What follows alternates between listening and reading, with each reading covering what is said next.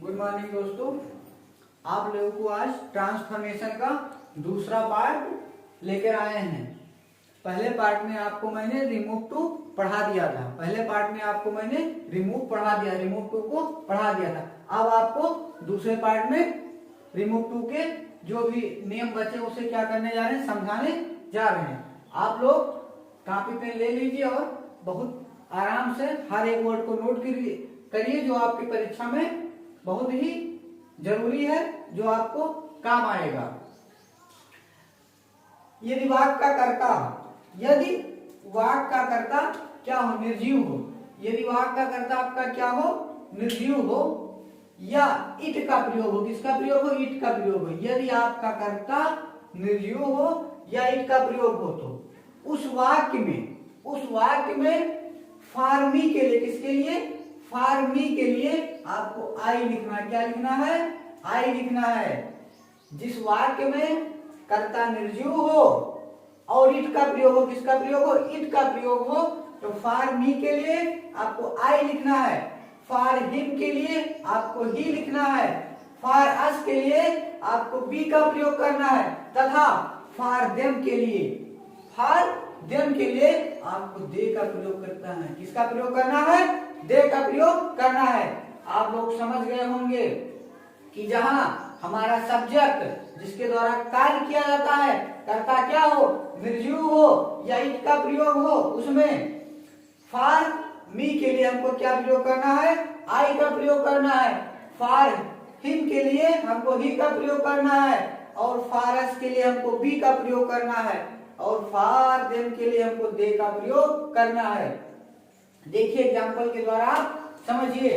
The tree is too high for me to climb. तो हमारा the tree subject है, the tree is का is. Too की जगह आपको क्या प्रयोग करना है? सो का प्रयोग करना है। किसका प्रयोग करना है? सो का प्रयोग करना है। हाई हमारा क्या है? एडजेक्टिव है। आपको याद रखना है, एडजेक्टिव के बाद हमको क्या लाना है? डैड लाना है। क्या लाना है? डैड लाना है। जैसे हम आपको बता दिए, फॉर मी के लिए हमको क्या प्रयोग करना है? फॉर मी के लिए हमको आई का प्रयोग करना है। क्या प्रयोग करना है? आई का प्रयोग करना है। और हमारा यह सेंटेंस किसमें? प्रेजेंट में। किसमें है? प्रेजेंट में है। तो हम क्या लगा देंगे? Can not. क्या लगा देंगे? Can not. और क्लाइंब का क्लाइंब। हमारा सेंटेंस बन गया, the tree is so high that I can not climb. फिर आप दूसरा एग्जांपल समझिए। It was too difficult for him to solve the problem. It का इट रहेगा। वाज, अब वाज से आपको पहचान जाना चाहिए कि हमारा किसमें है, या हमारा पास्ट में है। किसमें है? पास्ट में। जैसे आप लोगों को बताया गया, पास्ट में कैन नॉट लगता है। क्या लगता है? कैन नॉट लगता है। और टू की जगह हमको क्या प्रयोग करना है? सो का प्रयोग करना है। किसका प्रयोग करना है? सो का प्रयोग करना है। डिफिकल्ट का डिफिकल्ट। फॉर हिम के लिए जैसे हम आपको बताए हैं, फॉर हिम के लिए हमको क्या लाना है? फॉर हिम के लिए हमको ही लाना है। क्या लाना है? ही लाना है। और डिफिकल्ट के बाद हमको डैट का प्रयोग कर लेना है। अब हमारा एक इसमें पास्ट में, किसमें है? पास्ट में है। तो पास्ट के लिए हमको क्या प्रयोग करना है? Could not. क्या प्रयोग करना है? Could not. और सॉल्व द प्रॉब्लम का सॉल्व द प्रॉब्लम।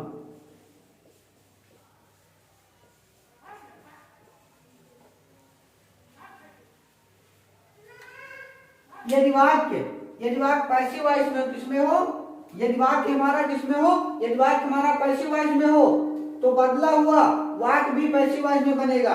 यदि वाक्य हमारा किसमें हो? पैसिव वॉइस में हो, तो बदला हुआ वाक्य भी हमारा किसमें बनेगा? पैसिव वॉइस में बनेगा। द ट्री, अगला एग्जांपल है, the house is too costly to be purchased.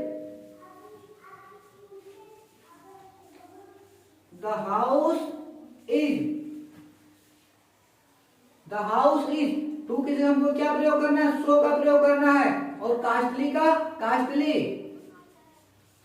फिर हमको क्या लाना है, डेट लाना है। क्या लाना है, डेट लाना है।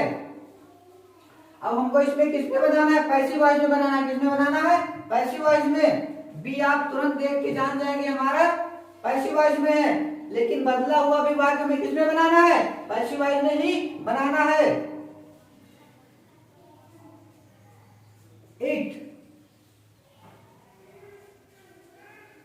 It can not be purchased.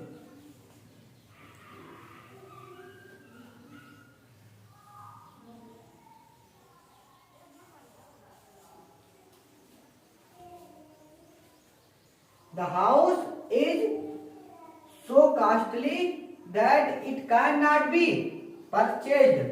वाक्य में टू का प्रयोग हो, किसका प्रयोग हो, टू का प्रयोग हो, और उसके बाद एडजेक्टिव दिया हो। क्या दिया हो, एडजेक्टिव दिया हो, किंतु इन्फिनिटिव का प्रयोग ना हो। क्या ना हो, इन्फिनिटिव का प्रयोग ना हो। TOO दिया हो, किंतु TO2 ना दिया हो, इन्फिनिटिव टू का प्रयोग ना हो।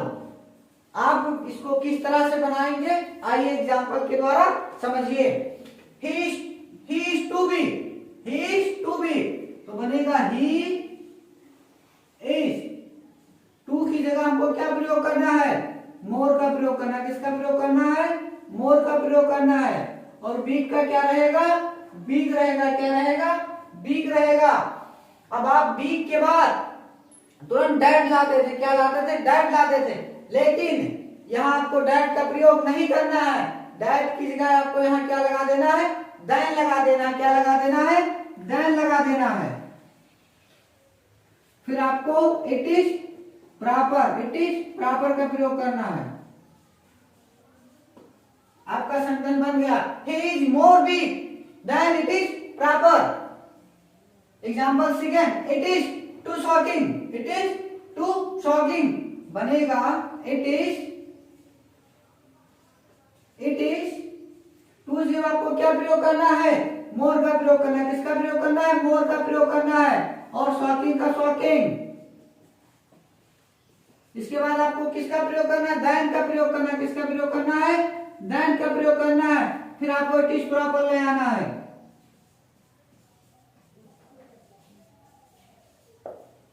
बनेगा it is more shocking than it is proper. यदि वाक्य में एडजेक्टिव दिया हो, क्या दिया हो, एडजेक्टिव दिया हो। यदि वाक्य में एडजेक्टिव दिया गया हो, परंतु इन्फिनिटिव ना दिया गया हो। क्या ना दिया गया हो, इन्फिनिटिव ना दिया गया हो, परंतु सेंटेंस बदलते समय TOO टू को हटाकर एडजेक्टिव के बाद, किसके बाद, एडजेक्टिव के बाद हमको क्या लाना है, बियॉन्ड द प्रॉपर लिमिट। क्या लाना है, बियॉन्ड द प्रॉपर लिमिट। अथवा एडजेक्टिव से पहले आपको एक्सट्रीमली का प्रयोग करना है। क्या प्रयोग करना है, एक्सट्रीमली। क्या प्रयोग करना है आपको, एक्सट्रीमली का प्रयोग करना है। देखिए example, this woman is too fat बनेगा दिस वुमन इज। टू की जगह आपको क्या लाना है, एक्सट्रीमली